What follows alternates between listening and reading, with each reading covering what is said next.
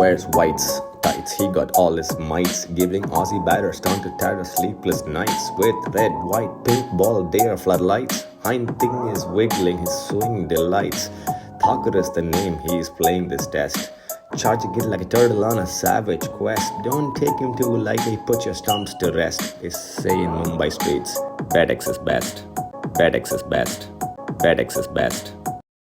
TV umpire to director, we have a player review. Can we rock and roll, please?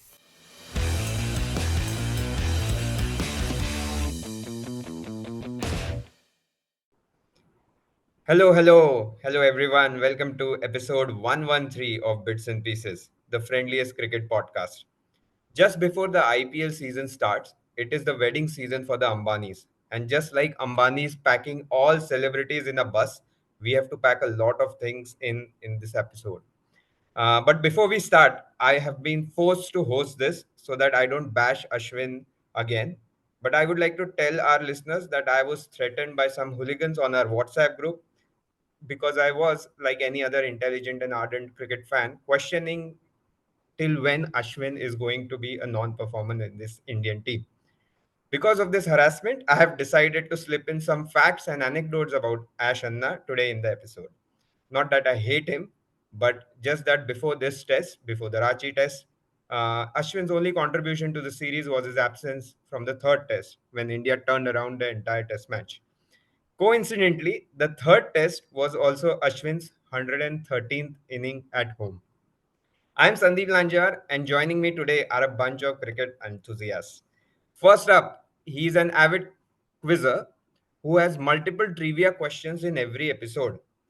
But looking at the lack of knowledge of his other panelists, he thinks, chal chhod. He's quite popular with the female listeners who wait for someone to be the Cupid.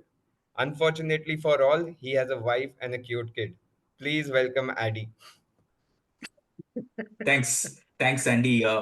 I wish someone kept track of these mysterious female followers and listeners for for the guests and the listeners. But thanks for the intro, Sandy ji. Yes, we've established that, Addy.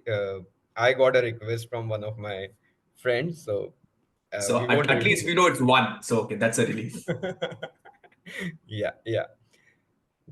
Secondly, someone who is a believer that IPL is the root cause of all issues in the world and nothing good can ever come out of that. And by IPL, he doesn't mean Israel Palestine Ladai. He often makes fun of my so called post event predictions, but he himself had predicted that India in World Cup 2023 would not even reach the semis. Today, we can say my post event predictions are much better than his pre event predictions. But he's surely the most multi talented amongst us. As he writes, speaks, breathes, and sometimes even melodiously sings cricket, while he does some associate deputy vice chancellery things as a side job.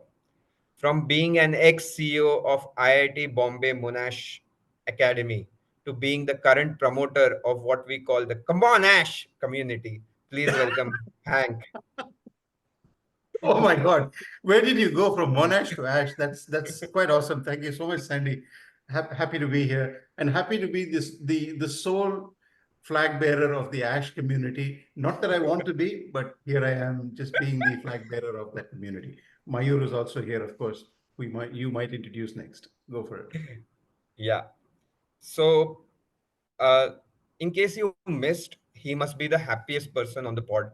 For RCB, women are winning some games at the start of the match.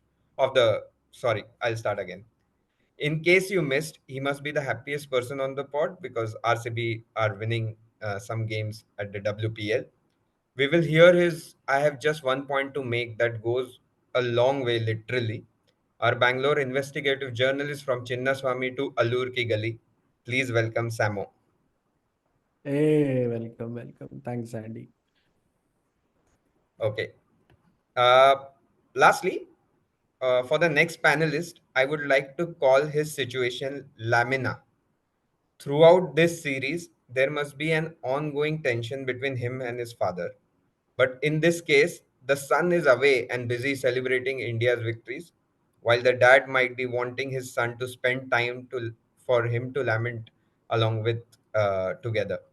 In this story, the father believes in baseball and England killing everyone that comes their way, but unfortunately, that is not the case that has happened in this series. Hence, this is exactly reverse of the movie Animal, and it's called Lamina. Please welcome Max. Wow. I was I wondering was where that was wondering going. where he's going with this lamina, and then finally there's a reversal animal. Oh my God. Where do you pull these out of? Like, where is this hat? But Monash and Ash Monet Ash, and now Lamina. Oh my God. Thank you. Okay, so we'll start the episode with some of the most interesting topics that have happened this week, and as Hank would call it, this is a nonsense season episode because we did not have any India match this week. But let's start with a topic which is very close to us. Every week we try to gather from our WhatsApp group who is going to be on the pod. So, is there a need for us to have a central contract for BNP panelists as well? But before that, we can discuss some unimportant central contracts of the Indian cricket team. So, thoughts, guys. I think we'll start with how do you feel about some people not performing for three tests and then taking a fifer in the fourth, getting the contract, and some people who are not performing leave the test and they do not get a contract. What are your thoughts, guys? I would actually start with some people not performing in the pod, and then and then start from there and make an equivalence with central contracts and not performing to get central Oh, contracts. great. Great. So last year we did this analysis of how many appearances on the pod and all that sort of stuff, and we found a few people who are lagging, and we really must sit them down and say, really, what's going on? What's happened? Can we help you? Can we give you a hug? Can we really assist you in being better and all that sort of stuff? Now, if you do, that's what we need to do. That's what we need to do as a responsible organization. And any irresponsible organization would say, out you go, get lost. And that's essentially what's actually happened, right? Either because the people who haven't been on the pod because they, showed a finger to the people who are at the top, or, when people at the top went visiting in the dressing room and started looking at, what the behavioral issues are, they started looking away, they get the flick. Now, being a Or or responsible pod, or hang some different format of pods and are joining some other pods. as well, they're joining different pods and all that sort of stuff, like pods that are not sensible cricket, nonsense cricket and all that sort of stuff. They're joining those kinds of things. But we need to go there as a responsible organization. We need to go to those people. They're the ones that actually need the help. You're only as strong as the weakest link, is the well-known principle that you go with when you look at responsible HR policies and so on. Instead, an option could be that we give them the flick, right? Summarily, without any explanation, without any description, without any transparency. We give them the flick in the boot and say, we have plenty of resources. We can always draw on other resources. That's what an irresponsible organization will do. And there is, therefore, the comparison with what's happened in the central contracts in the last week. I think it's pretty horrible that, and I'll put it out there, that Shreyas Iyer and Ishan Kishan have not secured contracts for reasons that are not entirely clear at all. If there is some clarity on that, at least I hope the players have received that clarity. I have no expectations of either clarity or transparency or truth in the process that's been gone about by deciding the podcast, the podcast, the central contracts. We can actually apply to the podcast. Luckily, we don't. We give people who are laggards a hug and say, what can we do to make things better? I'll stop there. I have a problem with the word contract itself, right? Because if you look at the way a contract is supposed to happen, is there are two parties involved in any contract, at least generally. At least two, sometimes multiple as well.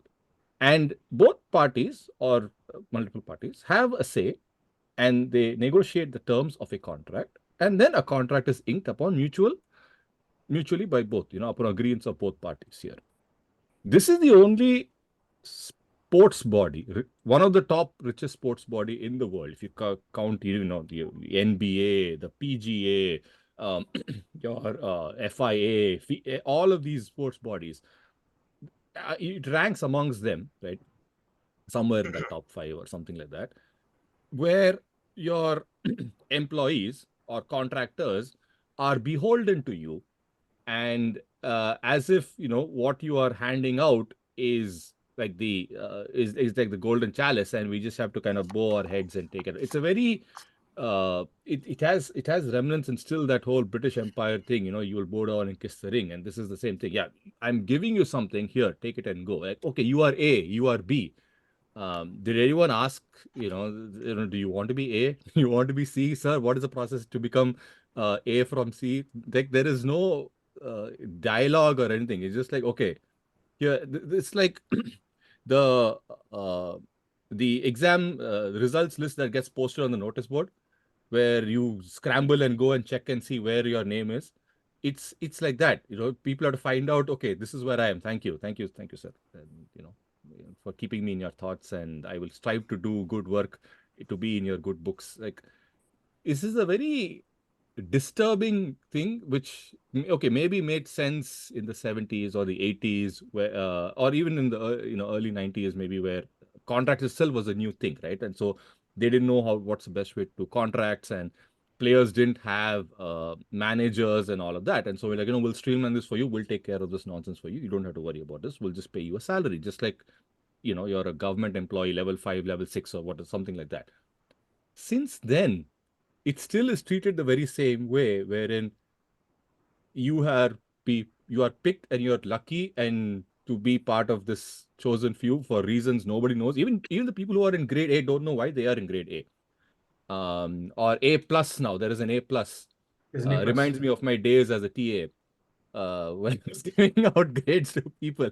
Like, what is A? What is A plus? And a C would be called as a D plus back then. So I truly don't know what any of this means, but it's a very fascinating thing that one of the top sports bodies, like, you have you on one side you read news of Lewis Hamilton not extending his contract with Mercedes and moving to Ferrari, and there is people at Mercedes are all like doing whatever they want to retain Lewis and all of that. And here you have the exact opposite, where someone who was integral to your World Cup campaign is kind of just discarded off the tracks by the side. It's very just nothing makes sense, and that's the thing, right? When it's how the whole thing even operates is that maybe someone has told maybe someone has given let's just give the benefit of doubt, right? Maybe someone at the BCCI has picked up the phone and called every one of these people and said, hey, this is what I'm going to do. I'm going to give you an A, I'm going to give you an A plus, and you have failed the exam, so you're going to get a D or something like that. But nobody knows, right? Nobody knows. There is no reportage or anything of it. The only reportage is people who keep telling that Rohit Sharma has scored the most number of sixes, and even in a season where no one is playing anything, he still apparently has the most number of T20 sixes. We keep getting reminded. That is the reportage that keeps coming out, and not. Mayur, let's put things in context, right? Now we're talking about two specific people. One is Ishan Kishan, and the other one is Shreyas Iyer. We have do they deserve a contract from a performance point of view? Maybe not. Have they actually performed in the last year? Yes, they have. Is it likely that they're going to perform in the next year? Very likely, right? Given that there is a World Cup around the corner and blah, blah, blah. Have there been some issues relating to the way they have behaved? Are there behavioral issues? Perhaps yes. Now, let's put things in context. We have Prasidh Krishna on, on grade C. We know how famous he is. We have Jitesh Sharma on grade C. What does Jitesh Sharma do? Anyone? He takes Sanju Samson's spot. No, anyone. Seriously, what does he do apart from taking Sanju Samson's role? Now, this Sanju is this still is where there, we are. by the way. Sorry, Sanju is Sanju there. is still Sanju is there. there. Sanju is there in grade C, I believe. Yeah. We have Washington Sundar in grade C. Okay, Washington Sundar How- has played a handful of games for India. I'm not saying they don't deserve to be there. I'm just saying, what have these two players done, Ishan Kishan and Pope, Shreyas Iyer, we call him Pope Iyer. What have they done to be thrown out? Now, obviously, they have done something terrible, but be transparent about it. And Mayur, you talked about contracts being with two people. Sadly, no, not in Indian cricket, not with the BCCI. There is a power body. There is no representation at the other end. Enterprise bargaining in any organization and enterprise bargaining agreements is about a party negotiating on agreements with another party. There is no other party. You'll remember several years ago, Anil Kumble tried to put up a players' union that was completely hosed down. That was hosed down even before it started, and everyone put their tail behind their legs and walked away. Right? It's not going to happen. So we have a power body pushing their way through, perhaps in a autocratic, benevolent manner, saying we will look after you because we can patronize you and all that. It's just basically that zamindari kind of a relationship where you say we'll give you some token grades and all that stuff. You can't question it. There is no body that sits across a table and reaches an agreement. So it's a one-way relationship that is shoved on the players. Are the players looked after in other nonsense leagues in other places? Of course they are, but that's not the issue.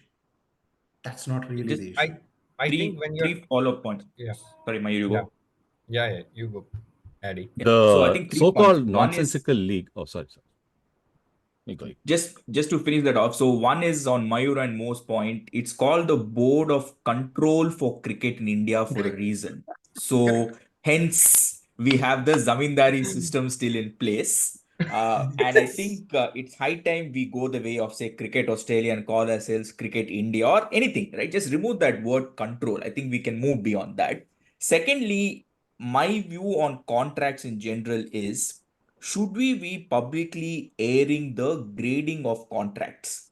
Basically, because my concern is within the team, will certain players be looked down upon because he is a C, whereas someone is an A plus? Or should we? It's effectively a public performance appraisal where we are saying, would you be happy if the entire country came to know you are A plus B C? Or do we generally say, like I'll tell you the Cricket Australia example because I obviously know that they generally say if a player is contracted or not for the calendar year. That's all. They don't then tell you which grade is Pat Cummins versus a Marnus versus a Travis Head, right? Which I think is generally fair because you're saying, fine, there is a safety net in the sense that all these players are within the framework of Cricket Australia's contracts for the year. What they get paid will obviously differ, like any organization, right? That was my second point that I wanted to make. And thirdly, on most point on a Jitesh or a Washington Sundar, although I'm not justifying whether they're there or not, typically contracts or why they give contracts under different grades probably follows the share market principle wherein a stock is priced based on the potential future performance. So the BCCI mandarins might think that we reckon a Washington Sundar is a contract C or a contract B because we reckon he has future potential in whatever format, right? So it may not necessarily be what they've done now, but partly also reflecting what they reckon they can do in the future. So they're saying, let's back the horse now so that we get the multi-bagger in a few years' time. Adi, I have no problem, and therefore, I need to be very clear that I have no problem with Jitesh or Washington Sundar being there. But I was just contrasting that against people who are well known to have that potential to perform. They have actually performed in the past as well. So it is just as an example and a contrast that I put up. I don't decry. I don't belie. Say have anything to say about the performance or the inclusion or the non-inclusion of these players. I'm not saying they should not be included. But I'm just contrasting that against, let's say, the performance or the likelihood of performance of Shreyas Iyer and so on. And even then, maybe they've had some behavioral issues. Give them a hug, be a responsible organization, talk to them, and bring them back into the fold. Look after the players. Because ultimately, the players are the ones that make the organization, not people sitting in air conditioned boxes. I'm sorry. The players are the ones that actually make the organization. The way I understood it when Mo was explaining is that in India, whether you're 12 or you're 32, you still have to go and show your father your report card, and will tell what what you've got. You got a C plus. You have to get a report card signed. Ashwin is going to his dad and say, "Dad, I got A," and his dad like, "Why no centum? Why are you not A plus? Work harder." But that's Can do better. Yeah, can do better.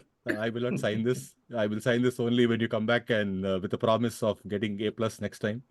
That's what we are relegated to. And the point about player compensations being public, I mean, in the US at least, right? Like everyone knows how much LeBron's contract with the Lakers is, or what was Tom Brady's contract with the thing. So, but again, there is at least a power of negotiation wherein LeBron can say, okay, I want this much. And then the Lakers may agree, they not agree, they'll go back and forth now. But at least he has, so his compensation is public knowledge, but at least he has the power to negotiate on that compensation, whatever it be.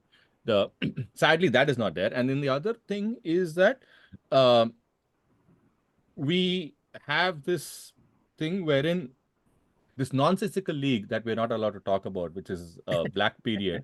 And I like to report that my 6 appearances during that black period were not counted in the overall stats for 2023. But because I made so many appearances in the black period, you should know that in this nonsensical league also, people apparently have the power to negotiate. They're able to negotiate across teams, go to different teams, talk to other owners, and even within their teams, figure out if they want to stay, don't want to stay, they want to get released. They have that power even in this nonsensical league, but apparently not in the, when you're representing a country. And it's a service you're supposed to do, right? That's how it's branded. This is a service you're supposed to do. And just like how, you're you are in the military and the army and all that, you start at different levels and you keep going up. That's how it is. Like, this is a service, right? So you do it. But I don't know. I do have to chime in here and ask, right? Like, how much of this is meritocratic, right? Like, look at the people in the A plus, A, B, C, and then there is the next should have been either say a D, F, or any of the other English numerals, English letters, but surprisingly, it's called fast bowling contracts. And then you have the likes of Yash Dayal, Vidvet Kaverappa, Umran Malik in there, right? Like, contrary Akash Deep and Vaishak Vijay Kumar, right? So one then begs a question of how much of this is meritocratic, how much of this is reflective of, say, the performance you have done in the last year, right? Which clearly points to that, right? Like, you would actually create a new category of these fast bowlers, right? And then you put people who maybe done well in domestic circuit, walloped in the IPL or not, or whatever is again secondary, but who've performed in the domestic circuit, so to speak, right? So this is meritocratic. There is absolutely no, confusion there. But the point is, this contract should not be that. It should be a reflection of the future performance, which it is clearly isn't at this point. And even if that is not, then they have to just literally come in and clarify the air on what happened with Ishkish. Shreyas Iyer is fine. Still, he's gone back to playing the semis now for Mumbai. Something will happen, and next thing you know, maybe mid-year. So I just went through the newsletter, the news on the contracts, and even on the other things, that there is a way in which you can come back into the contracts as a pro rata basis. Shreyas Iyer will soon come back. Okay, like rest assured. In 3 months, he's going to be back at a level C or whatever at a pro-rated basis. So there is absolutely no doubt in that. What happened with Ishan? Quick clarification. The pro rata basis is 3 tests, 8 one-days, and 10 T20s. Okay. So that pro rata basis for getting into something during the year, that's okay. That's not the point I'm making. That's not the point I'm making. A power equation will say you play, then we will give you, I'm the Zamindar, I will give you if you play. You will play if you're selected. That's a very one-way relationship. That's an extremely bad one-way relationship. It's a power relationship that gives the people performing no ability to negotiate in the enterprise bargaining agreement, right? If you look at the social license to operate, I'm very big on this, right? What is the social license to operate for the BCCI? They have a license to operate provided by the ICC, and it's a very tricky one. We've talked about it in previous one. What is your social license to operate? You have to look after the players, especially when they're done. You have to look after the fans and the benefit and the facilities that you provide to the fans. That is your social license to operate. If you do not operate on that basis, you do not operate with conscience. That is all. So pro rata and all that, forget it. Now that is not the way the organization should work. It should be a very meta level discussion about what is your social license. Hank, I agree with it. The contracts work on the basis of a famous acronym which I heard in a Hindi film called FONSLA, Frustrated One-Sided Lovers Association. That is how the contracts work between BCCI and the players, right? I can show you all the love, but from the other side, I'm just getting crickets. That is how it is. Sorry, But Sandy, please. ये फौसला नहीं, ये हौसला है. Hatred based, one-sided. I slightly have a different point of view on this. I think I'm not saying that BCCI should have a one-sided contract, but I think whatever the news came out, I'm sure everyone has read that Ishan Kishan on Dhruv Jurel being included. Ishan Kishan said something on the lines of that I don't want to play now. I have to go for mental health. That was a news that came out, and then he was seen on KBC with Smriti Mandana. I think that is something that happened, and then he went back to India, didn't play domestic, and was practicing with Hardik. And with Shreyas Iyer, similar. I think he went back. I think he was dropped from the fourth test, if I'm not wrong, but he went back.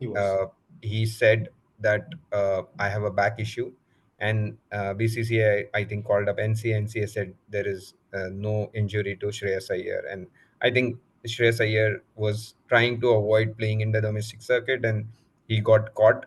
But my question is that this must have happened a lot of times in the past, right? Because if they are doing it, I think somewhere everyone must have done it. Probably Sachin must have in his times come back and said I won't play domestic cricket. In some instances, I'm saying.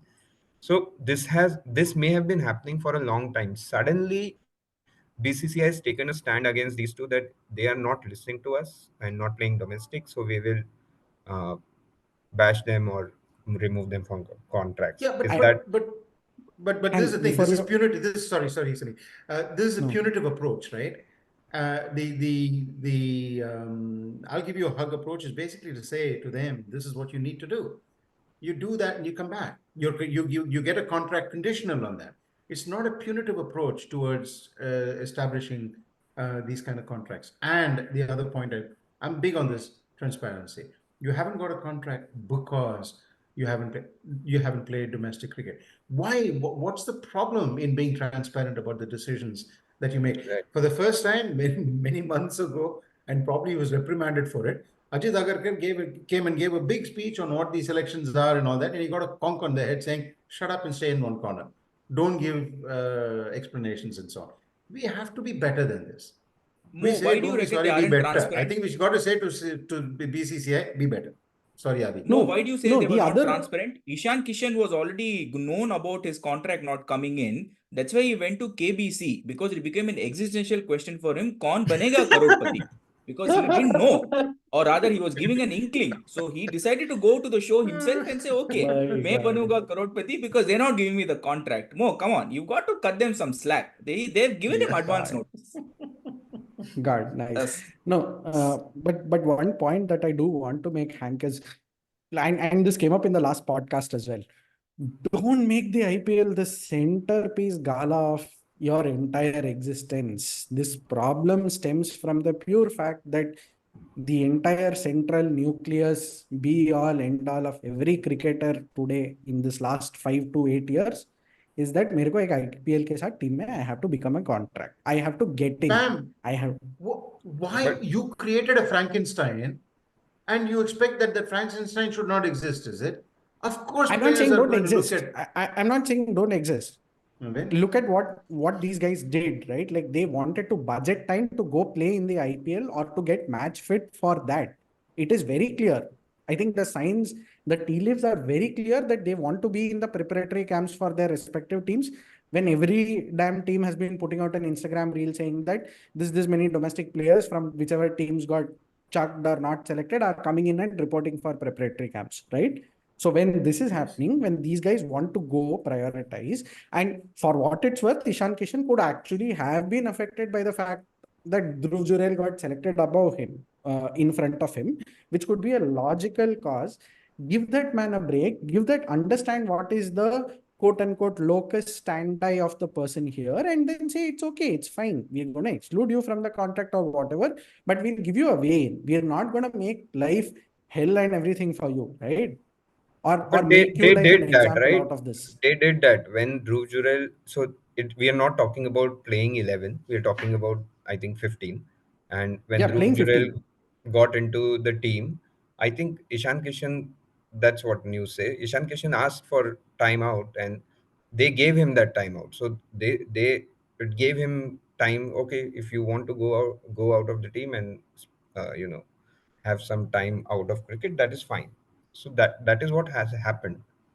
But then go out and have time out of the team could be, I can go in KBC, I can run naked in Bondi Beach, I can do whatever the F that I want to.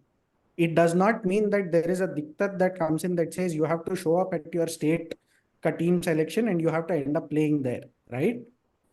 no, So if there then is, what sort there's no of problem. No, giveaway wait. you're giving? If, spam, if there is, make it clear, right? If there is Exactly. absolutely no problem with saying that if you're not, you're released to play for your home state. Make it clear that that's the expectation that you have of the players, right? Not retrospectively, Mayur. Speaking I have about making things clear, running naked in Bondi Beach, is that a veiled attack on Adi? I just want to make sure it's not. I I'm just have a looking out for you, man. question. I have a Somebody question ने निब्बो कर दिया. for all of you. So because BCCI calls itself, I mean, equivalent to doing community or social work and doesn't have to pay tax, and does Cricket Australia pay tax, and uh, you know, is that have to do with declaring how much are your expenses, etc.? Is it something that at the organization level they have to do? I mean, just a question, random. I'm very happy to take that on notice and look at it. I'm pretty sure they do, but I can't be 100% sure that they do. It's registered as a company here.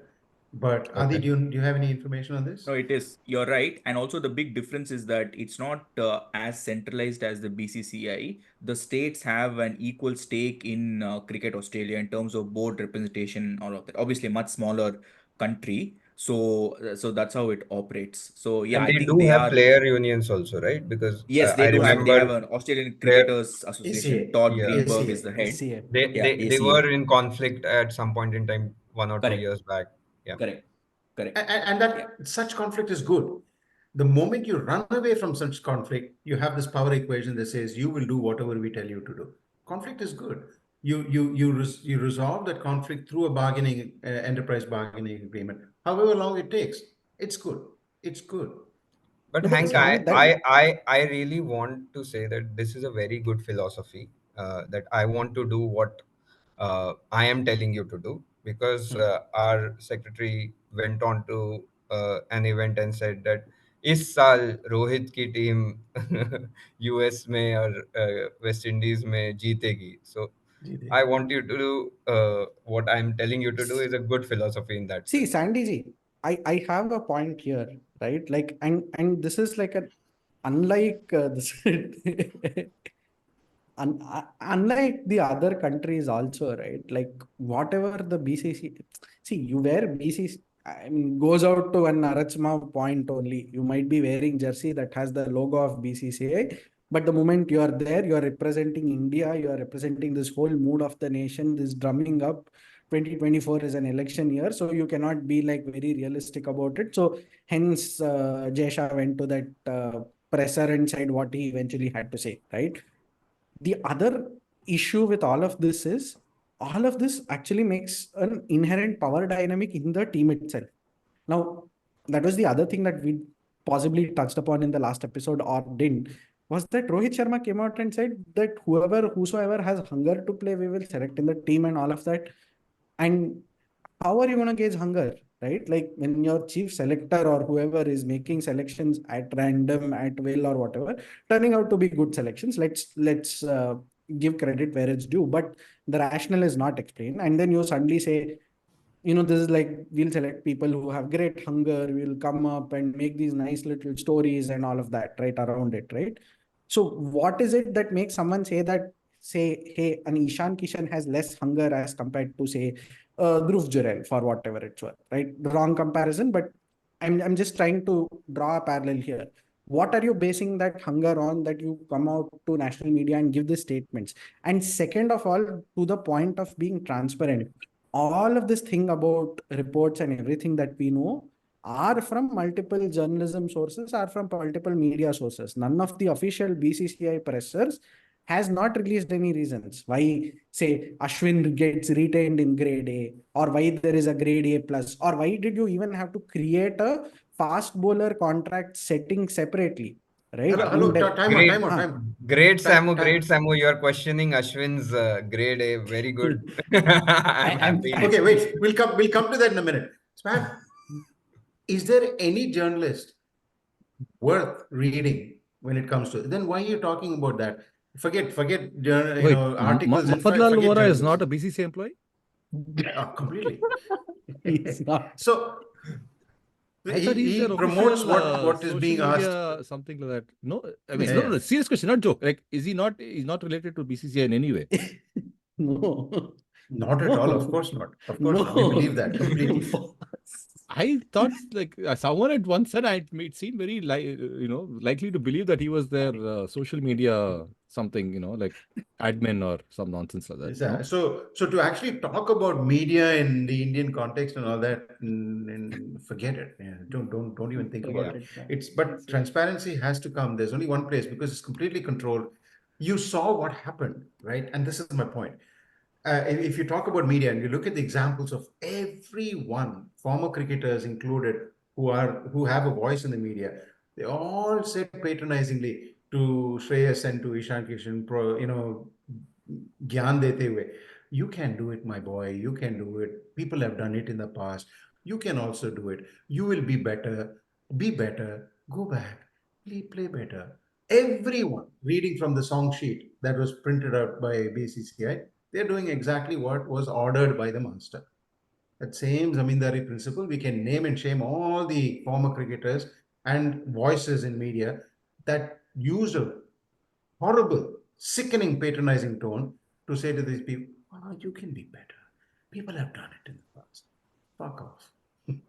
Mayur, Mufa Vora is, to quote a famous term which became popular in the mid-2010s, he's a cricketing enthusiast.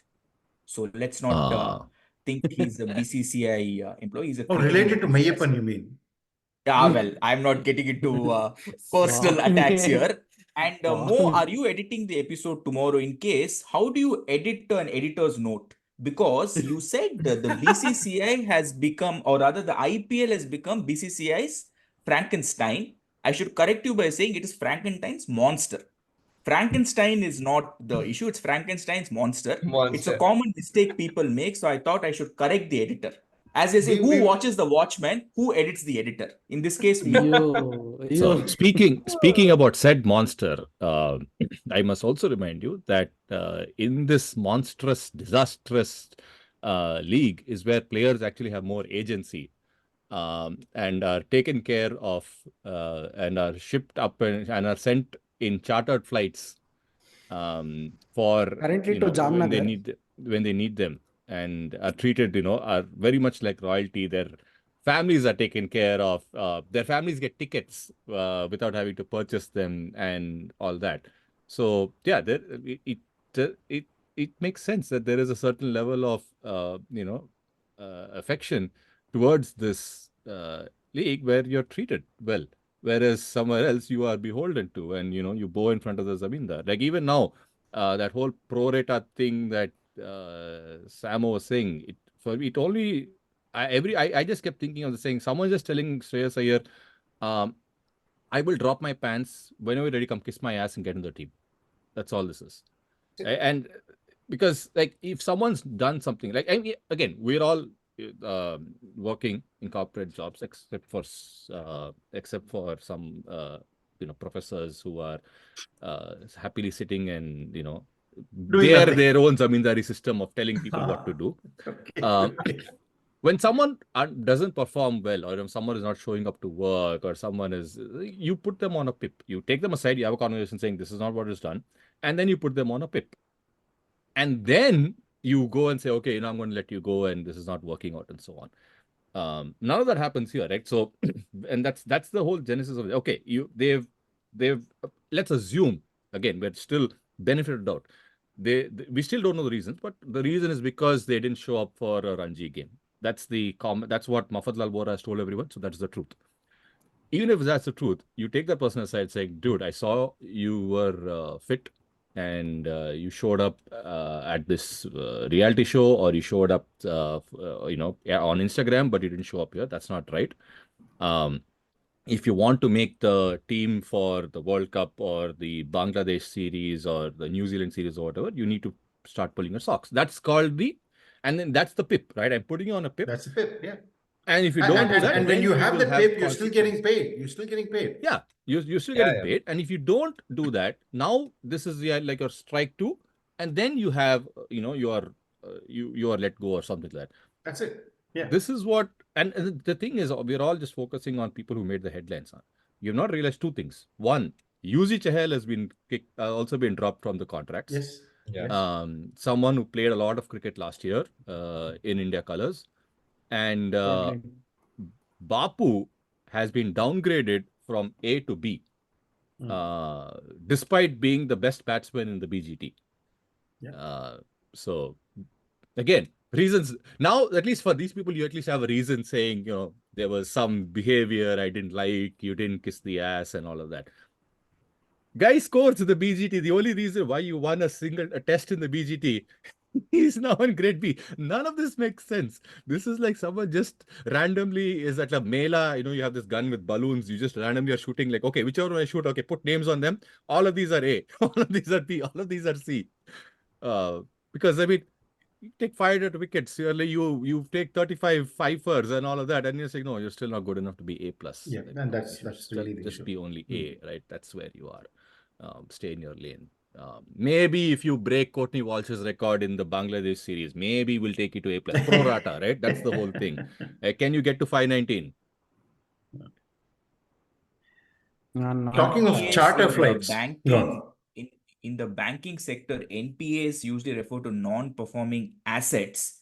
But in the case of the Indian cricket team, some people are referring to it as non-performing ash.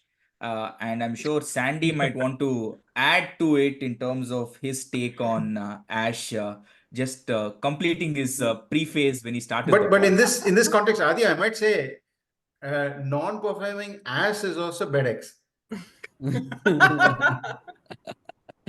Bedex might make a comeback. You never know. He is a grade C, by the way. He is indeed.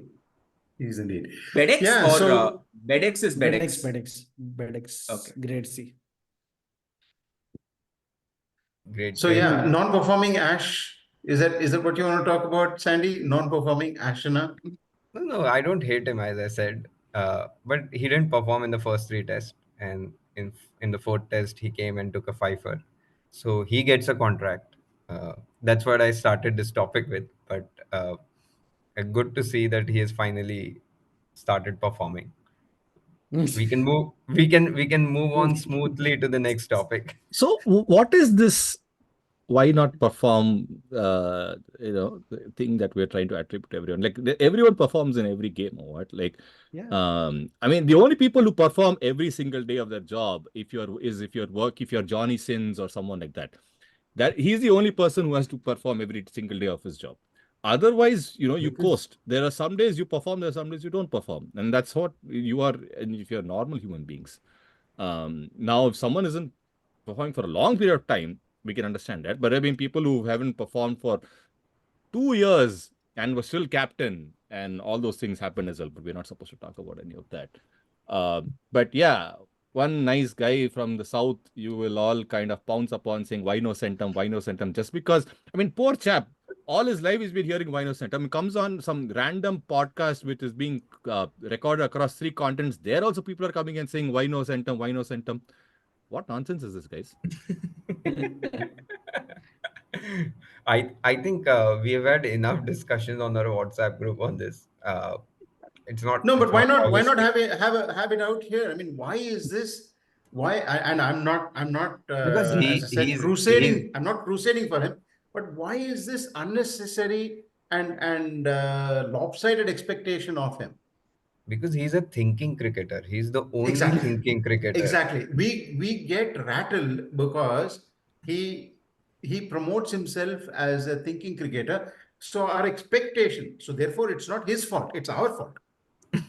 So Yeah, therefore, yeah. I'm saying that if you are being very, very egregiously wrong about the expectations of him, it's No, not his problem. I'll tell you. So in the Hmm. first test, I think where we lost, Hmm. he took, I think in one innings he took 3 wickets, but obviously Hartley and others bowled really well, and Hmm. there was a comparison with the other team. Uh, Is that fair? No, right? No. wh- why Uh, isn't it fair? I mean, comparison. Because Of course, every match we can't have a comparison, and he's been performing. Uh, he's not. It's not that he has not performed in the past, but Well, uh, again, I I will mean, in say this, to compare his performance with Hartley's performance in that first test in Hyderabad and say that guy got 7 wickets, you only got 2 wickets, you're a chutia.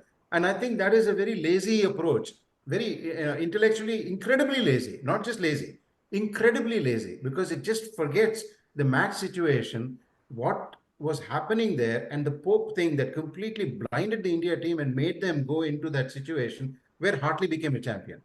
So to say that that guy got 7 wickets, you only got 1 wicket, I'm sorry, it's just incredibly lazy. We also have to ask who are the batters, Ah, right? I oh, mean, and yeah, I mean, you can also say like Lyon got 4 wickets, Glenn Phillips got 5. Does that make Lyon like I no? So and that's the thing, right? This whole, so we have a sports person, an Indian sports person, who probably one of the only Indian sports person across across disciplines, who puts his thoughts out there and as it is, unfiltered and all that, and you get to hear someone's perspective. That's not, and especially in a but system where enough about Oli Robinson. people are, which is why I prefaced it with Indian, right? In a system where people are, often asked to kind of not just keep your voice down, keep your head down, and all that. You have someone who's trying to play within the confines of this structure and still put his voice out, his thoughts out. Some of them sometimes maybe a bit radical and all of that.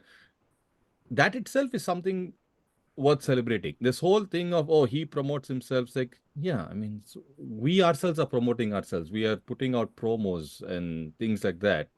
Yeah, you will do what you will have to do to get your voice out there, right? When you go to when you go to the farmers market, the one with the loudest voice is hawking his wares the most, right? So it's again, that's what I'm saying. It's not about the view, it's about the point of view. And he brings a POV to the game that you don't hear from any active player. And the active is the most important word there. I mean, you'll hear from ex-players who have nothing to lose and all of that. He has everything to lose. And especially given the organization which he is, an employee of or contracted to, it is incredible that you're even able to do that, right? Even being able to do that for such a long period of time. Now, this is what, year 4, I think, because he started around the pandemic. This is year 4. That itself for me is like, this is fabulous. Like, even if he was not at 500 wickets, right? Maybe even if he was a great C guy, or someone like that, just being able to do that and give you a player's perspective of what goes on what goes on behind the scenes, or what they're thinking in a certain game situation, is something we have no access to, right? And we can all just, it's all conjecture, where we'll have people in the past come and say, oh yeah, when we were at Johannesburg, this is what we were thinking and things like that. But now this is real. And it's very easy to also then point fingers or throw big brags at that person, because he's the only person who's out there. The others are all just behind this giant wall saying, no, this is complete radio silence. We will only show up when there is a Puma ad or a whatever Titan ad or whatever these guys are, whatever the latest thing is. But for everyone else, yeah, now this is like easy fodder, right? That's the portion I have a problem with. But Max, I'm stunned that he has the ability to do what he does. I'm stunned that he's allowed to put out the kinds of things that he does. And some of this is edgy, edgy in the sense, not edgy racy, but edgy in terms of what's kosher and what's not. And to be perfectly honest, I mean, I'm taking the other side now. He's probably his worst enemy from that point of view. Yes, it's true as well, right? And that's Anyway, he himself has given the freedom for people to kind of, because like there was this one thing where he kept I think he did like a video demo with some other players of when you play the reverse sweep, why is the LBW not brought into the picture, right? And it was very thought provoking, and we've always wondered like why that's not there. And then when a player comes and says, as a bowler, I am losing the opportunity to get an LBW when you play a reverse sweep, why, or a switch hit, that sparks so much debate, and you don't hear that from anyone else. There's hundreds of bowlers who are bowling every day and getting carted across, but now when someone is you have a point of view where why is this not an LBW, like things like that. Or I think there was also one thing he mentioned about pressure. And I think that I still send that episode to a lot of people, because where he said that we are recreational players, right? I have a game tonight. I'll go play. I may get out. I mean, this and thing, and then tomorrow morning I'm fine again. No one's questioning me except for my captain saying, dude, why did you play that shot or something like that. But when these guys are playing, right, you have billion eyes watching.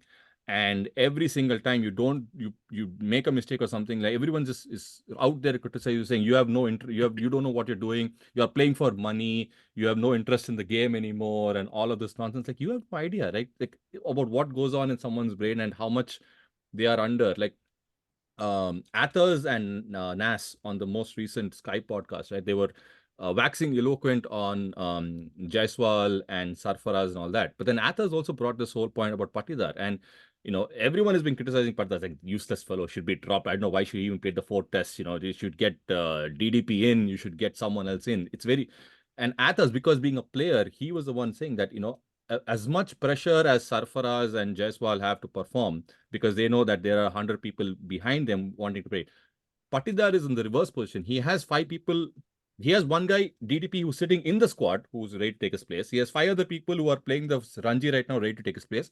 He has 2 other people who are sitting above him, KL and Kohli, who are also going to come back and take the place. He's like facing pressure from all sides, and you have to kind of that we don't get an idea of, right? We have, just like how this WhatsApp, this podcast is, we struggle to get 5 people. Same thing with our team. We struggle to get 11 people every week. So it's never a problem of why didn't you... My captain is happy I showed up. Versus here, but what grade are you, Mayur? Are you grade C plus or A plus? We are division 2. So we'll call I it would A say plus. that's A. A. We're striving to get to division 1, but we're division 2. Right? And that's it. That player pressure and all that, right? That's and then that's it. That's the only profession where you are supposed to be at your 100% every single day of when you show up to work. I go to work tomorrow, I'm not feeling it, I can just kind of just coast through some meetings and be fine, right? I'll come back, I'll be okay. But as when you're playing cricket for the country, that's something you cannot do. You cannot be switched off even for like, you cannot be operated at 90%. You have to operate at 100%. Or it's a disaster. You're written up in the papers, and everyone is but on a realistic with that argument, you can not bash any player, right? If you can't say that Bedex has performed, I know exactly. That's what I'm saying. I don't think we should. So then, I'm very much of that opinion. But on a realistic note, given that he's himself acknowledged that it takes a while for his body to kind of warm up and bowl, plus that obviously he's getting older, are we seeing his skills or his ability to get wickets probably not being as prolific as it was earlier? I mean, that's a genuine question. I mean, I take your point, Mayur, that you can't be prolific test on test. Plus, also now, I think in all fairness to BCCI, the pitches have been true throughout the 4 tests so far. They haven't got as much assistance as the prior home series. So keeping the quality of pitches plus the fact that he's obviously acknowledged it takes him a bit longer to get into his rhythm and bowl, are we seeing his general skill as a bowler or his efficacy going down just because age, wear and tear, all of that? Which is a more genuine question. It could be, but then you'd see who's next, right? Sorry, let me just get this exactly. Sorry, Max. Just a second. Absolutely yes. So very two or three very quick points. The pitches have played better, so you really can't just rock up and bowl and then get wickets. Okay. So therefore we are used, and again we go back to the way we are judging people, right? And we go back to the play to this position that we seem to put ourselves in, that we have the ability to bash players. Okay. Let's assume that that is true. I don't agree that that's true. But if you assume that we are only here to bash players, right? So we have a wedge. We'll be looking at which player to use that the bat with. So we are running around with a bat saying, kisko marunga main. Abhi aaj kisko marunga main. Okay. So that is the one situation. We have a bunch of people running around with sticks. Now the other situation is this, right? Now the pitches have been playing much truer. We are used to a frame of reference where all we need to do is for a Jadeja or Ashwin to come in and rock up and bowl. Boom, chala gaya. That's not happening. In this series, that is not happening. So all these people running around with sticks, looking at players to bash, will say, which is the most convenient target? Okay, the spinners who's not able to take the wickets, Marosko.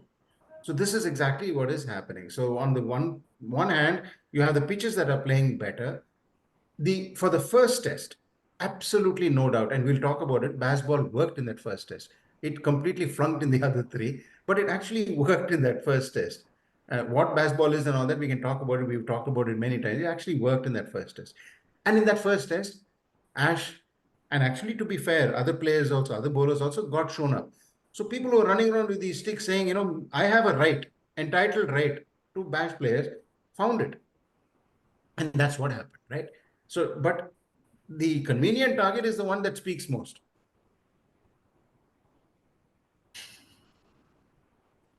There you have it. Adi, you got your response. Pitches have played better. And, in that first test particularly, there was something that they did, which was actually right, in my view, and then completely bottomed out after that. Right. So great discussion. I think we can move on to our next topic because I don't want to get stuck on what Ash did well. So let's move Or move not. on to WPL. Let's move on to WPL. Very interesting anecdote or an incident that happened. Uh, just an example of difference between confidence and overconfidence. So before the MI Women and UP Warriors match, there was a player, Kiran Navgire, right? And this is as per Healy, what Healy told the presenter. So Kiran Navgire went to the boss and said she wants to open. Before that, Healy and Vrinda used to open for UP. Kiran Navgire one day before that match went and said she wants to open. Coincidentally, Vrinda, the regular opener, got injured while fielding, and Kiran got that chance to open. And she scored a quick fire half century. UP won that match. So obviously, in retrospection, this is what is confidence. Last year, there was a match of RR versus Punjab in IPL, and Ash Anna went to open that in that match above Butler and got like 0 or something. So that's an example of overconfidence. But over to you guys to discuss WPL. Max, please come in.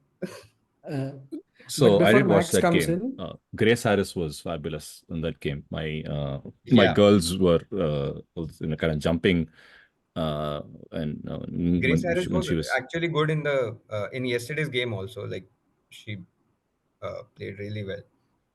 Yeah. That's the thing, right? Confidence is one, and it working out for you is just something It is else, just where there are 9 planets that need to align in a certain way for it to kind of come out. And uh, and it's not apologies, consistent also because but in the next match Kiran did not play that well. no, Yeah. but also if you go back to what, sorry, I know I'm going back to an old topic, but I shouldn't have. It's cardinal sin. The whole concept of baseball also is very similar. Is that it is having this absolute confidence in yourself that you can go and score against any bowling opposition that there was. And if you look at, that's the BMAC school of playing. Like, he would just go and just play, and very similar to a Sehwag or all that. It's like, I'm here to do what I'm going to do. It is high percentage cricket. It is a high percentage game. And when it works out very, very well. You have 300s and 158s and things like that. When it doesn't work out, you have single score. So there is no middle ground. You're either here or here. And that's the thing that they've been doing. And even in the series, I'm strongly in the court saying that if not for baseball, if they were not playing the way they were playing, at 4 and over or 4.5 and over or whatever they are, this series would have been utterly one-sided. Like, had they tried to say, okay, we're going to play very judiciously and trying to play, they would have just been called out.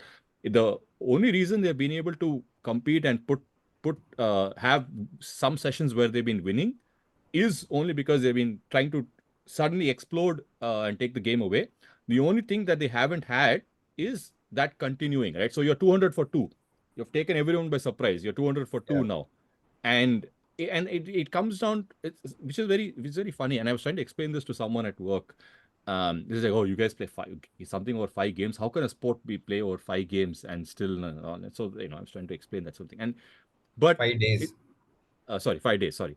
Yeah. But it comes down to it just comes down to a couple of moments. So even though you're playing over 5 days and 450 overs, it still comes down to just a few moments which changes that, and which is very symbolic, which is why the fabric of the game doesn't change. Even in T20, right? You say, okay, it was just one moment.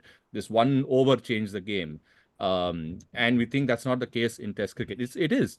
At 200 for 2, you're still very much in the game. And few things go wrong. Or even for us, right? We're ending the day with Kuldeep coming out to play with Jurel. The guy is playing a second test. There is no chance we're going to win. I go to sleep at lunch that day, saying that, okay, we're conceding a 150 lead, and by the time I wake up, the game will also probably be done. And I wake up, and that's not what has happened. And it was just 2 things. Ollie Robinson drops a catch, and that's where the whole confidence thing comes in, right? Because had he taken the catch, now we're staring at 100+ lead, 100. And then even if they make 150, we're trying to score 250. It's not happening. And the second one is our buddy Bairstow. He's on 30, and then he kind of goes out again. That's also a confidence thing. He was doing very well. Why is Bairstow in the team? Because Brook couldn't make it. We decided we won't bash players, right? No, Brook could make it, right? Dear place, we can do that. Why is Bairstow on the team? I'm just asking this question simply because we can bring in PDP's David Attenborough into the conversation. Nature's magic is all around us, even here in Britain's largest metropolis, the City of London. Tucked into the hustle and bustle of the city is a pasture in the heart of St. John's Wood. And in the middle of that pasture is Jonas Bairstow, better known to us as Johnny Bairstow. He's the last of an endangered species, a rare and magnificent specimen. Nature has provided him a rare combination of high skill and low awareness, a cruel trick, as we're about to find out. Behind Johnny lurks Alex Carey, an Australian predator who's migrated to these shores for Johnny season. Every 2 years, a motley crew of Australian predators land up on these shores, hungry for blood, in a truly astonishing phenomenon. Johnny ventures out of the safety of his lair, wandering about almost aimlessly. Why does he do this? Is it an elaborate mating ritual? It's unlikely. There doesn't seem to be a prospective mate in sight. The most attractive thing in the vicinity is Pat Cummins, another Australian predator, and a species apart from our cuddly little Johnny. Is he foraging for food? Perhaps he's poking around with that stick, hoping to coax worms out of the earth. Again, this is unlikely. We've just watched him feast on a meat pie not an hour ago. Why does Johnny wander out? We will never know. And as his species grows ever more rare, our children may never know the answer to one of nature's most puzzling riddles. Alex Carrier, lurking behind, sees an opportunity and pounces, mortally wounding Johnny Bairstow when he least expects it. Carrier has used the most deadly of all weapons, the element of surprise, so vital to a successful attack. The magic of the modern camera gives us unprecedented access to Johnny's reaction. First, there is bewilderment. He's confused. And once he realizes what has just happened, he feels pained, aggrieved. That vigorous shake of the head, his eyes fixed upon the ground below, is a classic Johnny reaction to an attack. He spits out a small piece of white gum. It has no nourishment or calorific benefit to speak of, and yet he chews it incessantly when he's on the pasture, and spits it out as he limps off. Why does he do this? It is yet another Johnny riddle that none can answer. Why is Bairstow in the team? That was It's really one of good. the greatest mysteries. And when it comes Only to the player English. bashing, to quote Mike Marquis's famous book, that applies to anyone but England.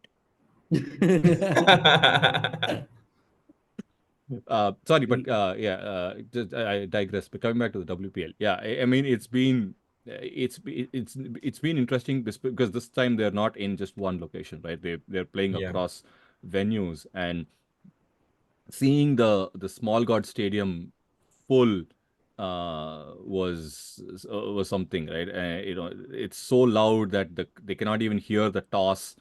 I think brother Tariq was at one of the games. He was sending pictures. It was completely full. So that's really good to see. And again, like I said, I have two girls, and they always keep asking, Appa, why you don't watch girls cricket? So for them to watch girls cricket, the crowd was full. So it's very interesting for them. So they were like, see, Appa, when boys are playing, no one is watching. Because I was watching the test match in the morning, right?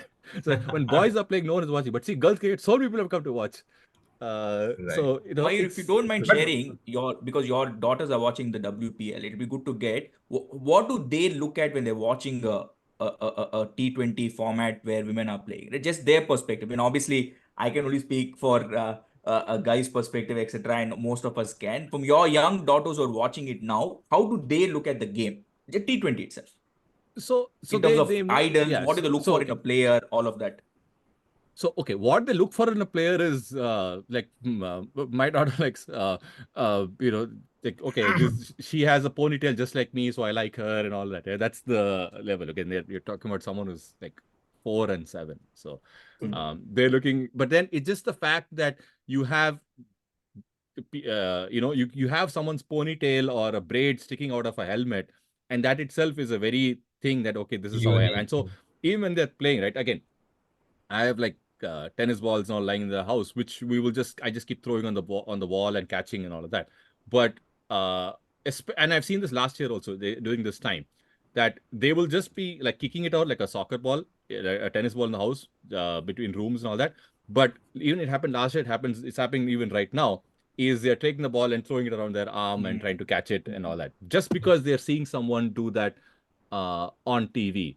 Right, you have Amelia Kerr, you have Nat Brand, you have Smriti Mandana and all that. So they're seeing them play, and that itself is like whether they take up the game or all that is totally different. But again, unfortunately, they are born to this father who is watching even PSL and all these kinds of games.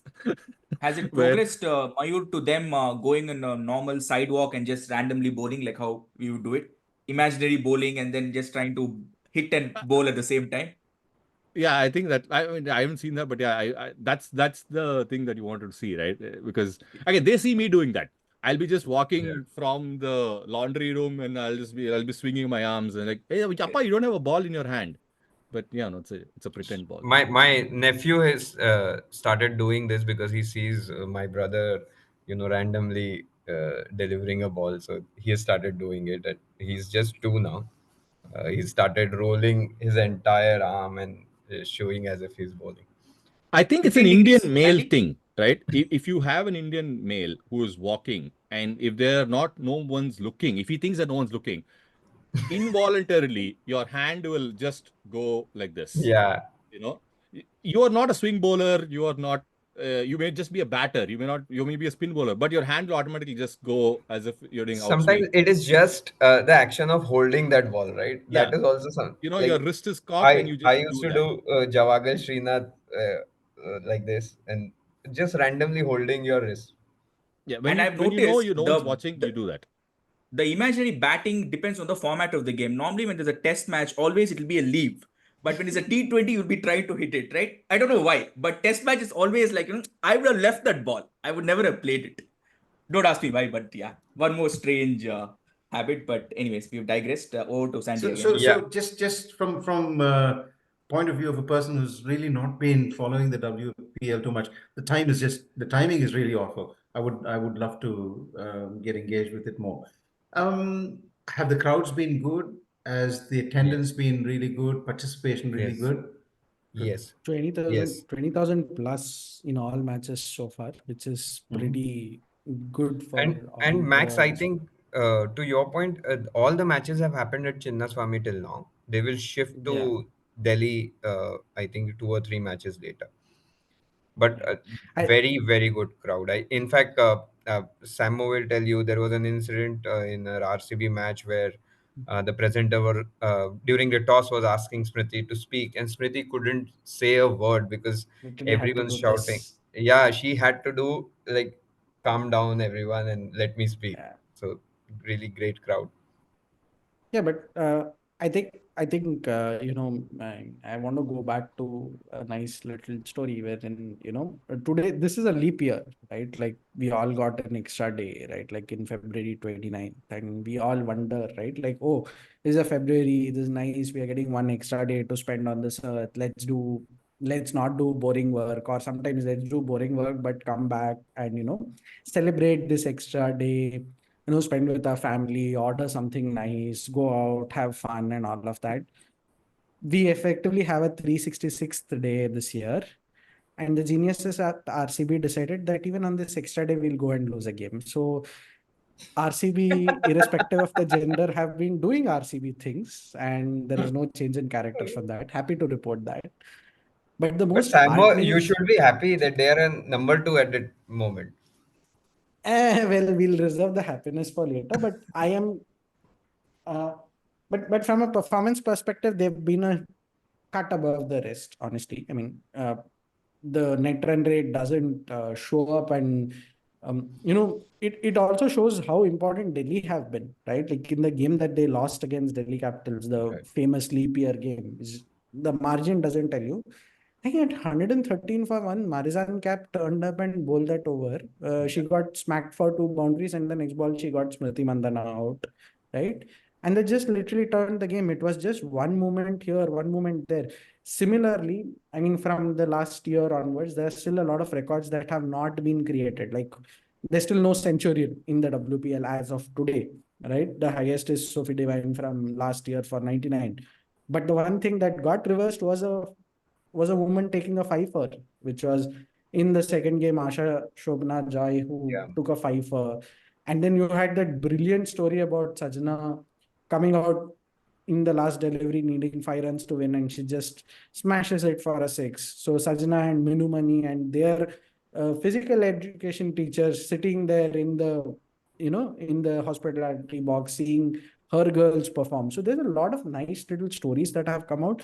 There have been really good performances, I think, barring the Gujarat team, pretty much, right? Like every other team has performed, every other team has kept it in.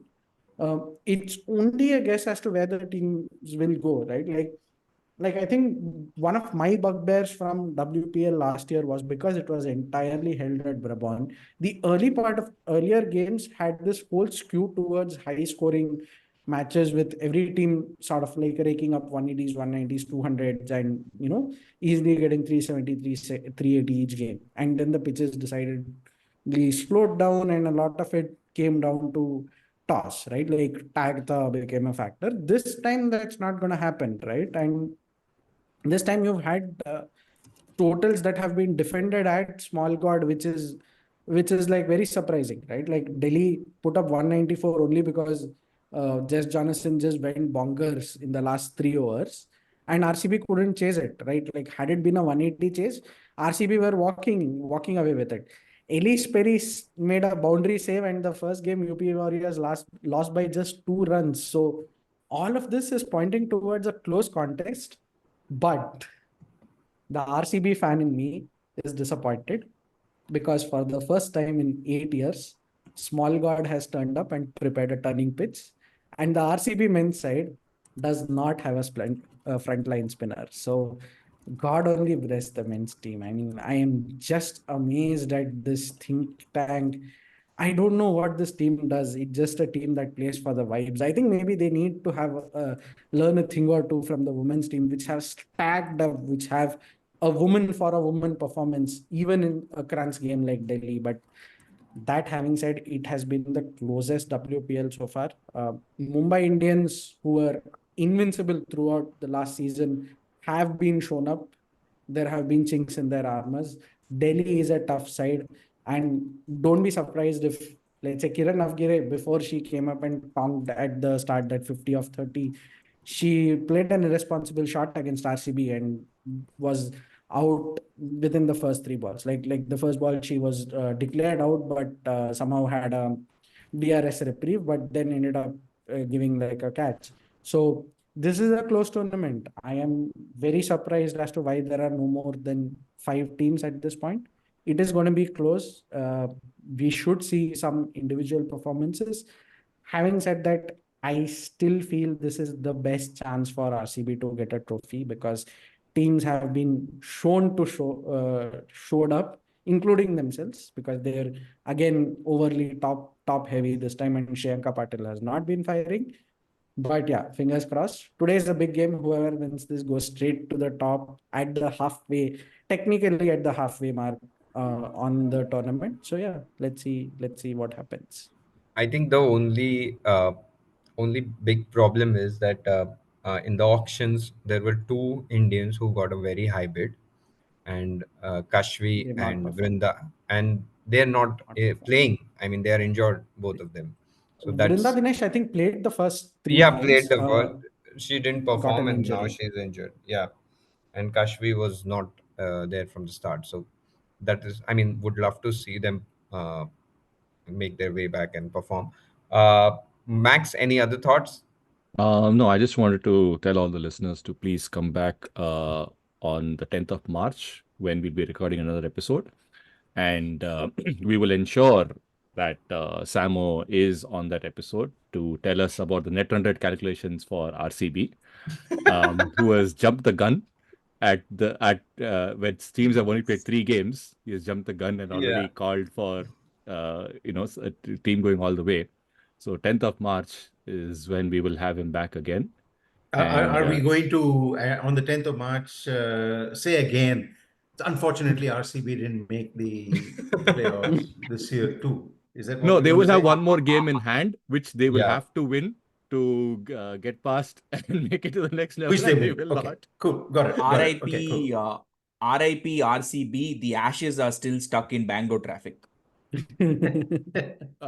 Speaking of the Ashes, there is this cricket game that is happening on the other side of the continent, your side of the Trans-Tasman. continent, your continent actually, which we haven't spoken about, where it has Are been you talking about? absolutely horrible to watch. And this is what I don't like, right? Like the WPL or the India series is difficult for me to watch because it's either early in the morning for me or like late in the night.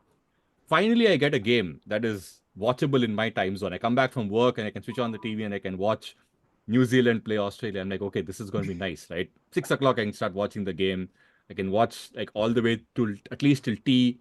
I can watch 2 sessions, and then what do I get to watch? I get to watch absolute, goat shit just smeared over my screen. So please, dear Australian friends, please tell us why does this happen? Where this New Zealand team that can win the WTC can humble every visiting team that comes to their shores, be it Bangladesh or South Africa or anyone like that, uh, completely just shits the bed. Like this is like absolute explosive diarrhea whenever Australia, their trans-Tasman brothers show up. What is this? Is But there something in the water? Like what is happening here? I think This is not new. This Australia. is a trend. This is happening for a long time. Very long time. I think Australia has also come to New Zealand after 7-8 years now. They haven't had a tournament in New Zealand for 7-8 years, and A fair bit of time. A fair bit of time. No, Adi, but do you then want it to was give a well, Adi, do you want to give a quick No, review of this? Samir wanted to say something. Samir, you go for it. no, but I mean, I think we need to put that glorious shitting of bed in context, right? Like the fact that your 10th wicket put on what 116, 117 on day 2 morning, and then the bowlers turned up and had the Black Caps on the mat for what 39, 38 for 5 or 39 for 5 or something, right? Like that is the level, and then somehow New Zealand managed to get to 160, but that's the level of shitting of but bed we that has happened. since we are talking about it, we need to talk about the Williamson run out. What happened there? What was he expecting?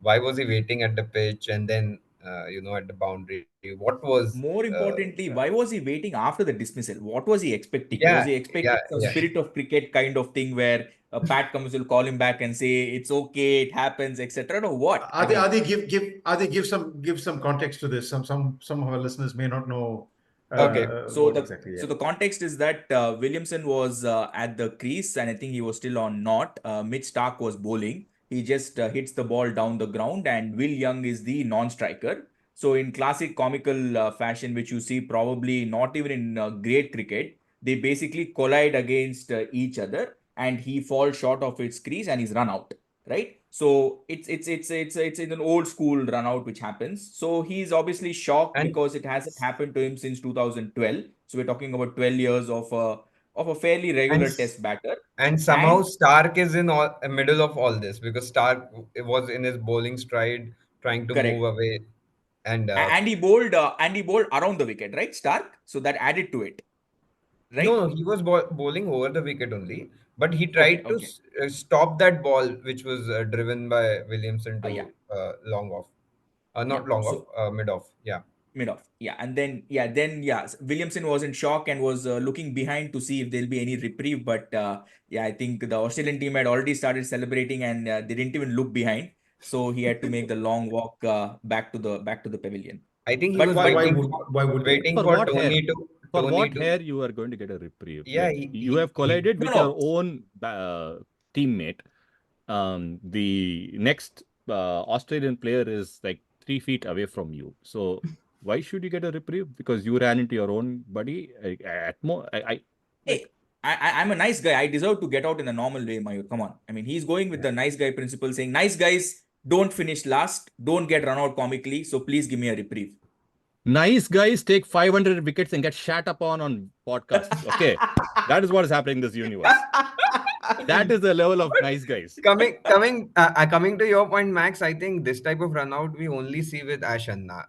We don't expect it with Williamson. Just joking. Or Surprise or Jadeja. But the thing is this, right? We are in, I don't know what might happen tomorrow. The nice guys might do well. They still have an outside chance, I guess.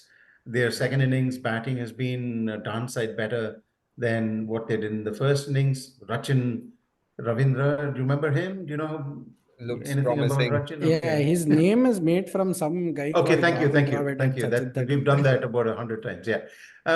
So Rachin's still there. He is going strong, and who knows what might happen tomorrow. I'm looking at all of this purely from the from the lens of India's performance in the WTC. And from an Indian perspective, it'll be good if Australia wins. Tony will be very happy if New Zealand loses. So why not, wish that on the Test series? But yeah, something happens to Australia when please answer to that New question. Zealand when Australia What visit. happens to New Zealand? Answer the question to me. But also, I think you've got to you look need at to the tell me that. bowling, right? Like Australia's test attack. I mean, God bless the guys who do the physical and strength conditioning for the Australian test attack. They've not missed a single test except for Lyon getting injured during the Ashes. They've had the same attack test on test, play all games of the Ashes, WTC, India test, play all 5 tests of the summer. So clearly their bowling attack has been there across all formats, and there's a big mismatch between their bowling and New Zealand. And New Zealand, I think, post the WTC 2021 final, have had a lot of changes in their team. No Trent Bolt. Ross Taylor is not there. Williamson has had injuries, come back, and has been quite patchy. And the team obviously has gone through a lot of transition. So even if they had their full strength 2021 team, they would have still lost to this Australian team. But I just feel that they've had a lot of personal changes, and the team looks clearly undone against superior opposition. Please put things in perspective. They have 225 people from which they can choose a team. 225 people and about 3,000 sheep, right? How are they going to choose a team properly, right? They can't. So And out they of are the hamstrung a little bit. They can only choose 220 a are counting goat. sheep to go to sleep. and then so that's one problem that they have. The other problem that they have is out of the 225, they actually drop a player who's actually doing well and he cried. Right? We're talking about Wagner. And then you bring in someone like Scott Kuglin. Well, I mean, they've done a few crazy things. I have no idea why they would drop Wagner. Does Max or Adi, do you want to talk about the whole Wagner retirement Wagner saga. retirement saga? Sandy, if you know it fully, just go for it. This is quite hilarious as well. No, Adi, you can go for it because Max can. Max, over to you. I'm not completely across the saga, etc. So yeah, What is it? It's happening in your background. I have an anecdote about Wagner, which I'll come to, but yeah. But no, Mo, that thing that you mentioned is the thing, right? Because they had Bolt, Jameson, and Wagner, and that was a pretty decent attack. And now you have Southey and Kuglen, and the Rourke actually looks pretty decent. Yes. Yeah, this is nowhere to where they were. So it just doesn't. Their overall performance has dipped. I think. I mean, we're talking about bowling. Yesterday on the last ball, there was a simple catch to Saudi of Lyon, and he dropped it. And then Lyon goes on and becomes the highest scorer in the second innings for Australia. He scored 41 today morning. I mean, it clearly looks like Australia are going to win this 2-0 easily. So what happens is Wagner retires and he comes back to on I think it was day 2 or day 3 or something like that to be a substitute in the team. So some crazy stuff is happening in that part of the world. Anyway. He was also bowling the nets to Williamson. There was a video of that as well.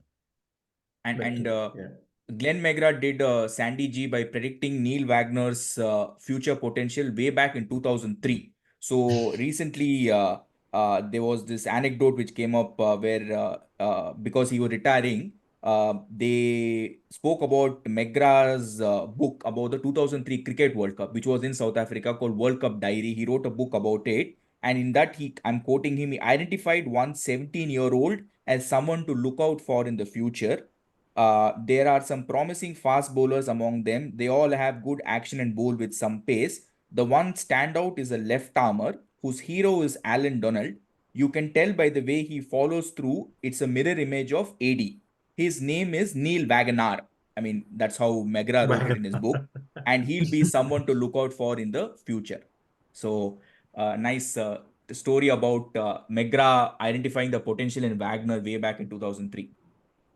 I love sorry, Bo. I love players like Wagner, right? Because they are not the they are not your guys who you look and say, okay, this guy is primed for greatness. He's going to score a mountain of runs, or he's going to take a truckload of wickets. They're not like that. They're the quintessential journeyman cricketers as you had. And so, but the fascinating portion of that is with the resources they have, what they're able to do. Like Wagner doesn't have the pace, or doesn't have the absolute pace. He's not as tall. He cannot bounce. He's not as tall like a Jameson. He doesn't have the swing of a Bolt or someone like that. So, but very well, he's aware of those constraints, and still, despite that, he's put a career where he's able to say, okay, what can I do? I'll just come, run in, do this body lane kind of bumper ball and see what works. And it has worked. He's been doing this for a long time and taken so many wickets. Some of the best batters in the world have fallen for that. You know what's happening, right? When he's running out, you know what he's going to bowl. Right? It's me sitting at home, I know, right? Imagine guys who have scored 1,000, like hundreds of runs, and still they're able to get out to it. And working within those constraints is what those stories are much better than someone like, who in the under 17 itself, you knew he was going to be the greatest bowler in the world, right? These are the stories I love more, where they are working within their. So even like a Shardul Thakur, right? Is often ridiculed, but one of the best.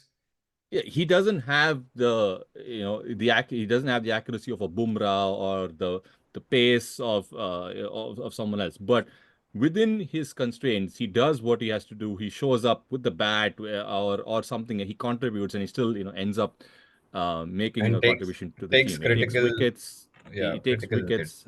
When Bishop asks him how do you do it, he says, "Just throw it and just goes in." I don't know, right? But that's the thing, right? You have to love players like that who are still, and that's the thing. Everyone is competing at a very, very high level. You're not there, but you're still, striving with every bone in your body to make sure you can get as close as possible, and still, having a career is a fabulous story. I always love stories. But in competitive cricket, Mayur, can you allow such specialists or one-trick ponies to flourish, which is a challenge, right? Because every captain wants to have a player who can do everything, who can bowl well with the new ball, who can bowl well with the old ball, has a nice leg cutter, slower ball bouncer. But they somehow struggle with the concept. Can you just have this guy who will just come in and bowl the same thing, ball on ball, whichever time of the day you call him? It becomes sometimes a challenge. I mean, some captains are there who appreciate it, and New Zealand is an example. More than the captain, it's about the player itself, right? You're going in with a handicap. That I'm going in with a handicap. The captain knows you're going with the handicap. The opposition knows you're going in with the handicap, and yet you're able to overcome that and put up performances and help your team win games. Like whether it's scoring a 50 in Australia with Rishabh Pant and winning a game, or it's like taking when baseball is completely going against you. You come with a barrage of bouncers, and you get Root to river sweep you. You get Anderson on the last ball. That is where stories are written, right? And it's those players. Like if Bolt did that, you're like, yeah, this is Bolt. You expect him to do that, right? Bumrah does it. You expect him to do that. But Shardul comes tomorrow, takes a 5 for like, wow, this is what happened. Like and that's couple of things here, right? Sorry, Adi, go on. Mayur, and that Wagner spell against England was with a broken toe, right? Yep. Yeah.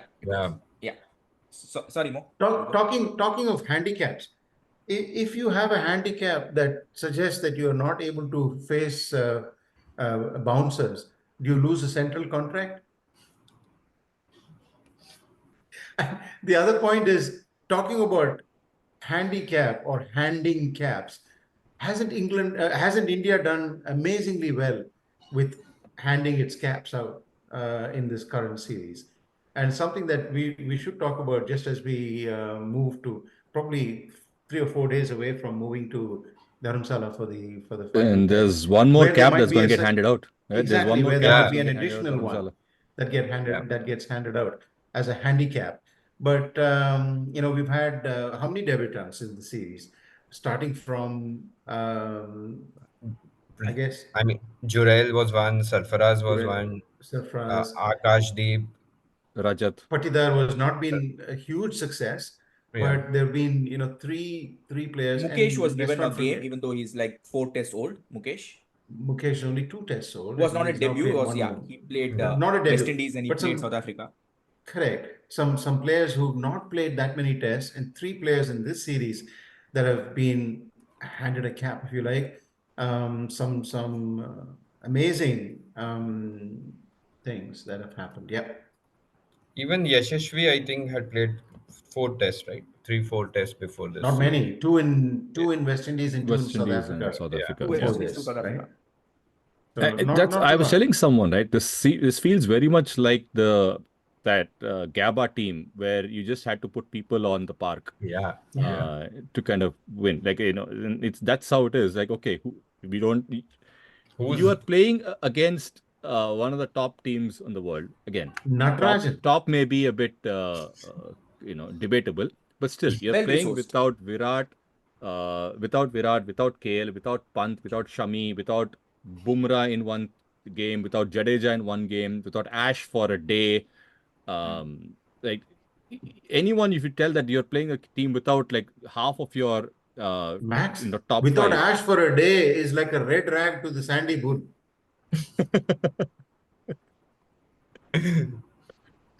But Yeah, but it's crazy that they're able to do that. And at the start, if you're told that England is going to come and you're going to play a series without 5 of these people, you have thought there's no shot in hell that you're going to be 3-1 the way you are right now. Right? That's you still expect to win, but not the way we have won. And that's And not it with the speaks pitches volumes. that have been prepared either. So that's Exactly. something as another context over there, right? The pitches have been true. It irritates me, absolutely irritates me that the focus is so much on the pitch and people start writing it off and writing about the pitch even before a ball's been bought. Michael Vaughan, what does he eat every day for breakfast? I have no idea. But even he says, "Oh, you got to judge a pitch only when both teams have played." But this is a horrible pitch. This is the kind of shit that you get I love Michael Vaughan. out there. I love Michael Vaughan. I love his Twitter feed, but also at least the man has the balls to then come back after that because and say in the second innings he tweets again, right? So he at least has as that he will say something totally outrageous like you need to have a camera in the truck on the face of the operator who's doing the DRS. And I'm wondering, okay, so you will put a camera in the truck so that the operator cannot within 5 seconds do Photoshop before the TV umpire sees it. Got it. You'll do that. But what if someone puts the camera somewhere else and there's another room where that's not happening, right? This is like when you the Ocean's 11 movie, right? dummy DRS room. Yeah, you do a dummy DRS. They're different casino. That's what's being shown. They're robbing the real casino. So it's a different truck where the guy is just sitting in front of a computer, just moving his mouse. But the real one is where all the Photoshop is happening. That's what So Supersport is Max, doing in South Africa for so having many said years. that you like Michael Vaughan, you basically shot yourself in the foot in the last 2 minutes or so, saying why we should not love Michael Vaughan. I'm assuming that there is a counter that appears that says, but for these reasons, I like Michael Vaughan.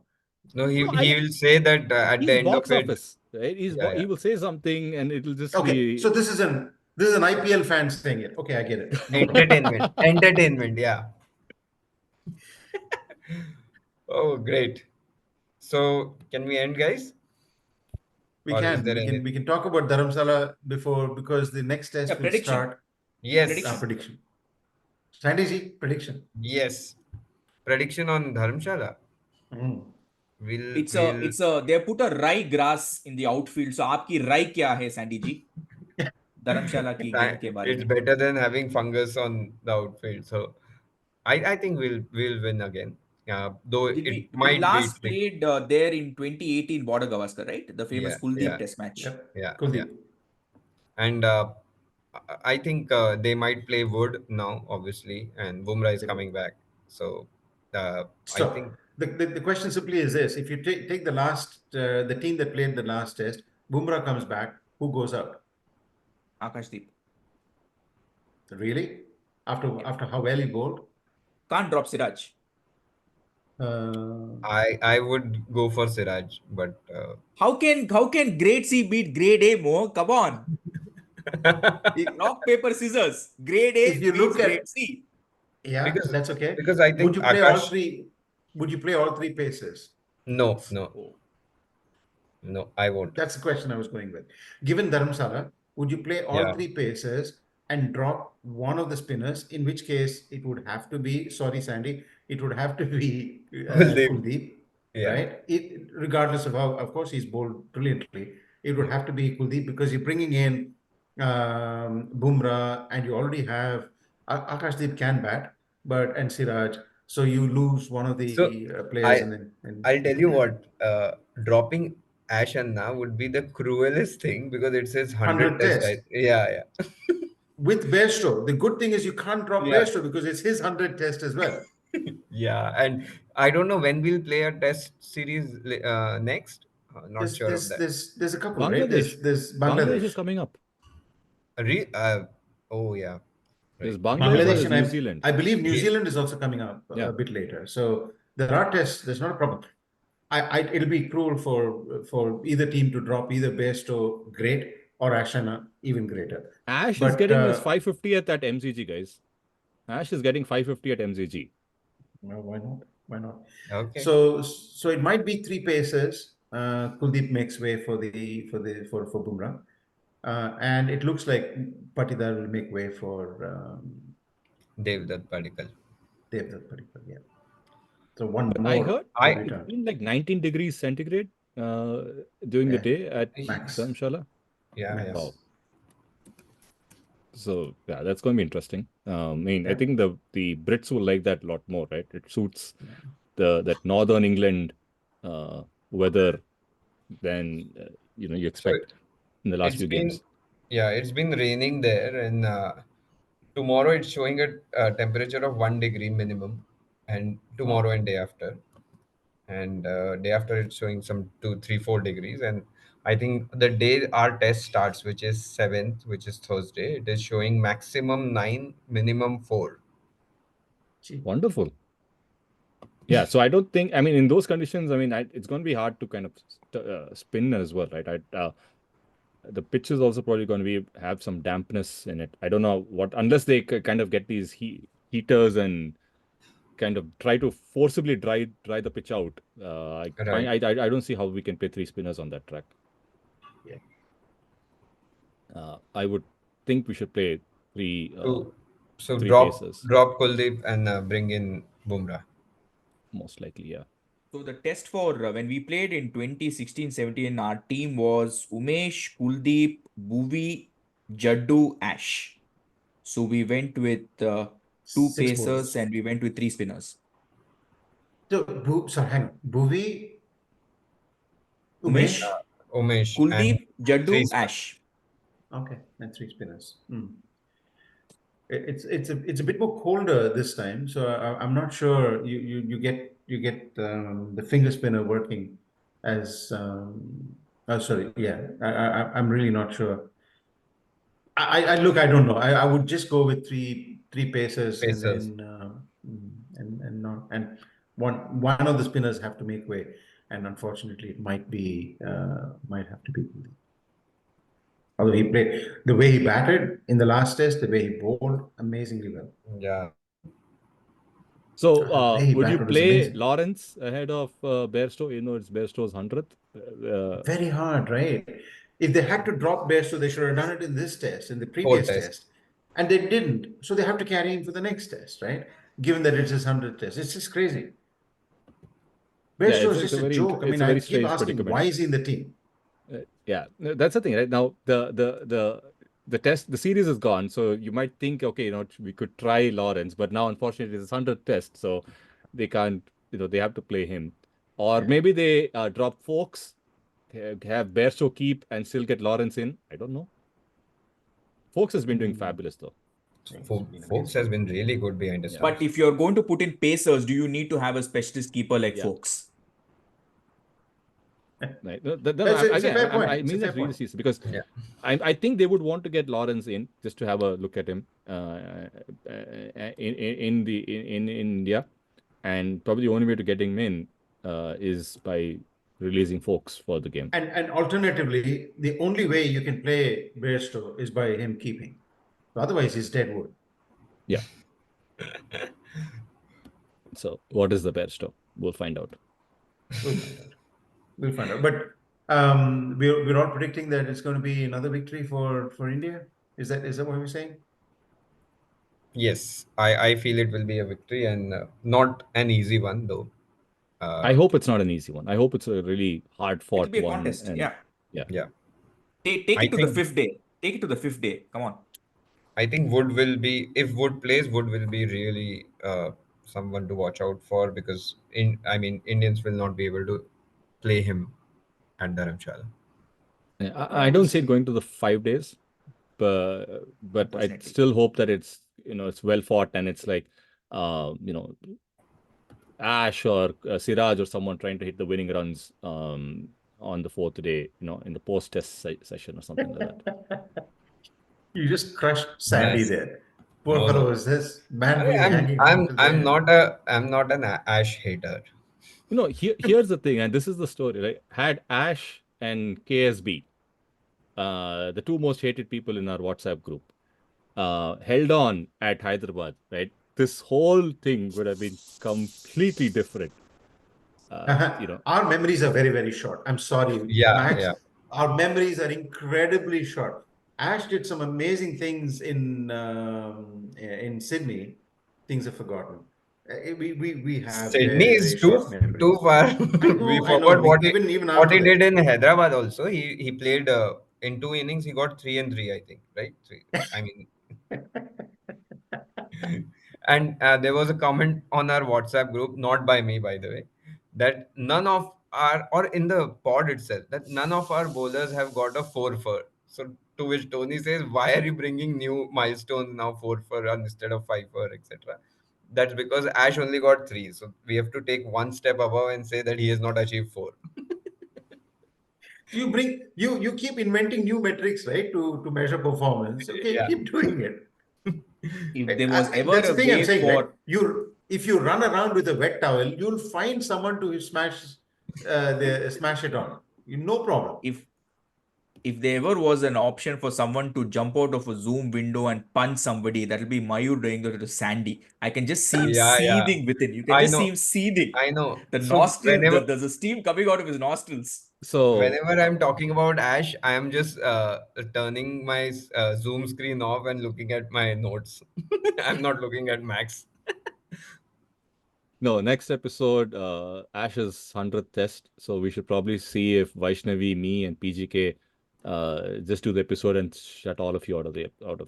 Just the three And of we us. can probably get that's another not common. fun. That's not fun. You got to have Vaishnavi, Max, and PGK with Sandy and Sandy, Tony, and Srinath. Srinath is speaking about his journey from Somasundaram ground to Dharamshala. So we need to have that, the class to the circus. Srinath can bring in that perspective. We can sell tickets to this. It'll be a sellout. I can tell you this. 3 people on this side, 3 people on the other side. Moderated by someone to say, okay, now we sell tickets to this show.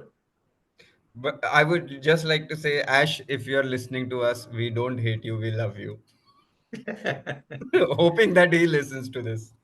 Please return the Pongal, Chakra Pongal Dabba boxes, if you are listening in that case. Oh. Or if the dingoes ate it, let us know.